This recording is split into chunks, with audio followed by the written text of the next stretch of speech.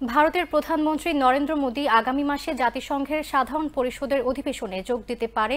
যুক্তরাষ্ট্রের সফরে গেলে প্রেসিডেন্ট ডোনাল্ড ট্রাম্পের সঙ্গে সাক্ষাৎ করতে পারেন। বুধবার ভারতীয় সংবাদ মাধ্যম ইন্ডিয়ান এক্সপ্রেস সূত্রের বরাত দিয়ে এমন তথ্য জানিয়েছে। ভারতের পররাষ্ট্র মন্ত্রণালয় এ বিষয়ে তাৎক্ষণিক কোনো মন্তব্য করেনি। এ বিষয়ে অবগত এক ভারতীয় কর্মকর্তা জানান, এখনও চূড়ান্ত সিদ্ধান্ত হয়নি। সাধারণ পরিষদের জন্য দেশগুলো সাধারণত সময় নির্ধারণ করে রাখে। সেই কারণেই ২৬ সেপ্টেম্বরের প্রাথমিক বক্তাদের তালিকায় ভারতের সরকার প্রধান হিসেবে মোদির নাম রয়েছে। তালিকাটি এখনও সংশোধন হবে বলেও তিনি জানান। জাতিসংঘ সাধারণ পরিষদ ৯ সেপ্টেম্বর শুরু হবে, তবে রাষ্ট্র ও সরকার প্রধানদের বার্ষিক সাধারণ বিতর্ক ২৩ থেকে ২৯ সেপ্টেম্বর অনুষ্ঠিত হবে। প্রতিবেদনে বলা হয়েছে, যদিও সফরের মূল কারণ নিউ ইয়র্কে জাতিসংঘ অধিবেশনে যোগ দেওয়া, তবে প্রধান উদ্দেশ্য হবে ট্রাম্পের সঙ্গে বৈঠক করে দুই দেশের মধ্যে বাণিজ্য ও শুল্ক সংক্রান্ত অমীমাংসিত ইস্যুগুলো সমাধান করা।